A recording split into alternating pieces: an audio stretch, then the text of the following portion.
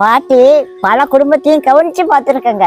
எந்த குடும்பத்துல அண்ணன் தம்பி ஒற்றுமையா இருந்து வியாபாரமா மற்ற தொழிலை பார்க்காங்களோ அவங்க எல்லாம் நல்லா இருக்காங்க ஐயா. நல்லா இருக்குது மட்டும் இல்லைங்க, அந்த குடும்பத்துல சந்தோஷமும் மகிழ்ச்சியும் நிறைஞ்சிருக்கு. அண்ணன் தம்பி ஒற்றுமையை பார்த்து கடவுளே அந்த குடும்பத்தை ஆசீர்வதிக்காருங்க. காலப்போக்குல சில அண்ணன் தம்பிகள் பிரிஞ்சு போயிடுறாங்க. பிரிஞ்சு போன குடும்பங்கள்ல ஒருத்தன் நல்லா இருக்கான், ஒருத்தன் கஷ்டப்படுவான். இந்த குடும்பங்கள் எப்ப பிரிஞ்சு போகுது தெரியுமா?